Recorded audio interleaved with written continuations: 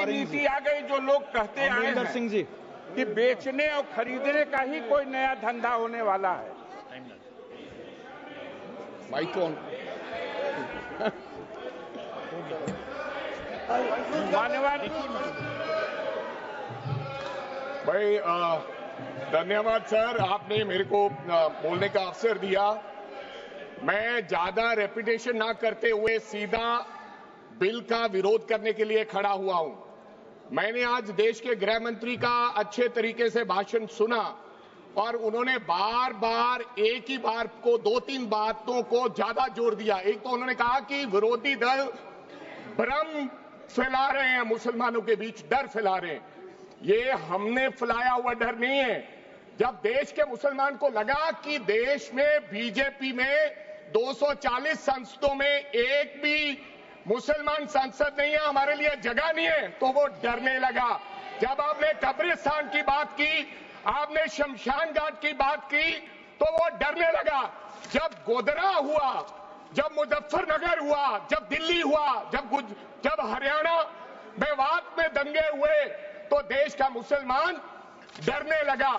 और फिर क्या कहा गृह मंत्री साहब ने? आज गृह मंत्री साहब ने कहा कि 2013 का बिल अगर नहीं आता, यूपीए नहीं लेकर आती, तो आज इस बिल की जरूरत नहीं थी। क्यों बिल लाए? क्योंकि आपको पता चल गया कि देश का मुसलमान हमारा साथ नहीं दे रहा। हमने हथकंडे अपना लिए, हमने आरएसएस की नीति अपना ली, हमने डंडा अपना लिया, दंगे हो गए, लेकिन मुसलमान हमारे साथ आने के लिए तैयार नहीं है।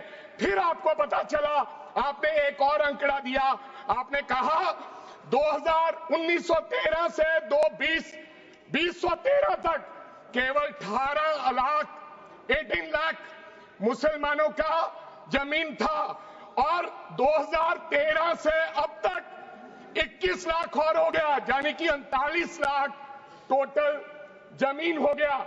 तो आपको किसी ने समझाया मुसलमान को अगर आपके बस में करना है, ये आरएसएस की नीति नहीं अपनाएगा जितनी देर आप इनकी सास प्रणाली बंद नहीं करोगे, अगर वक्फ बोर्ड नहीं छीनोगे, अगर जमीनें नहीं छीनोगे, तब तक मुसलमान आपके सामने झुकने वाला नहीं है।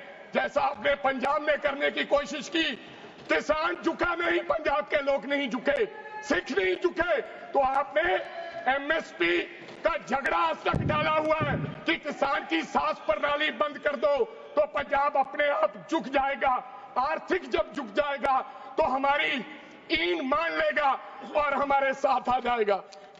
आदरणीय सर, आपने बार बार कहा, आज गृह मंत्री साहब ने कहा गवर्नमेंट प्रॉपर्टी पर किसी का अधिकार नहीं है, पंचायत की जमीन कोई दान नहीं दे सकता है। मैं आपको इसके पीछे लोचा क्या है, इसके पीछे छुपा हुआ राज क्या है?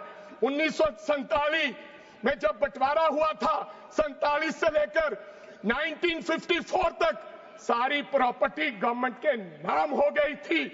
उसके बाद 1954 में एक्ट बना, तो वो एक्ट में सर्वे हुआ 1961 टू 1970। सर्वे किसने किया?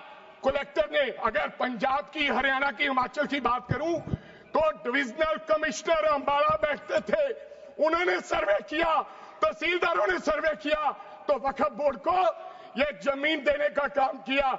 अब क्या हो गया? जैसे राहुल गांधी कर्नाटक में भाषण देते हैं, गुजरात में मुकदमा दर्ज होता है, सजा हो गई। गवर्नमेंट की प्रॉपर्टी तो 1947 और 1954 में तो सारी प्रॉपर्टीज गवर्नमेंट की थी। अब एक बंदा खड़ा होगा तो वो कहेगा कि यहां पर ये गवर्नमेंट की प्रॉपर्टी है, डिस्प्यूट होगा, तो आप वक्फ बाय यूजर का अधिकार खत्म कर दोगे कि ये तो जमीन गवर्नमेंट की थी, आप उसकी जमीन छीन लोगे। फिर आपने कहा लिमिटेशन एक्ट की बात कर रहे हैं आप, और किसी धार्मिक स्थानों पर तो लिमिटेशन एक्ट लागू नहीं होता, इनके ऊपर क्यों?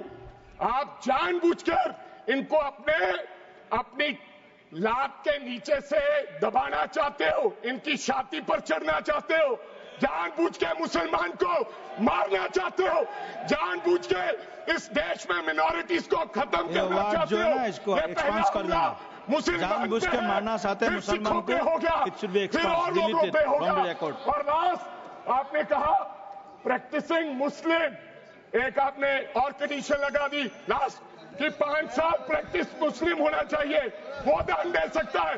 मैं सरदार हूं और ऐसी कई उदाहरणें हैं पंजाब के अंदर। अगर किसी मुस्लिम के पास कब्रिस्तान नहीं था तो सरदारों ने अपनी जमीन देके कब्रिस्तान बनाए। ये कौन सा अधिकार है कि मैं किसी को चीज दान देना चाहता हूं? और इसको कौन बताएगा? रिजू साहब ये बताएंगे कि ये प्रैक्टिसिंग मुस्लिम है या नहीं है? ये सरासर अन्याय है। कल को श्रोमणी गुरुद्वारा प्रबंधक कमेटी 1925 का सिखों का जो एक्ट है आप उसमें भी संशोधन करेंगे। आपको लगता है पहले मुस्लिम मारेंगे, फिर सिख मारेंगे, फिर क्रिश्चियन मारेंगे? ये आपकी सोच है और मैं बिल का विरोध करता हूं। This all words should be deleted from the record. Honorable Member Smita Uday Wagji. Smita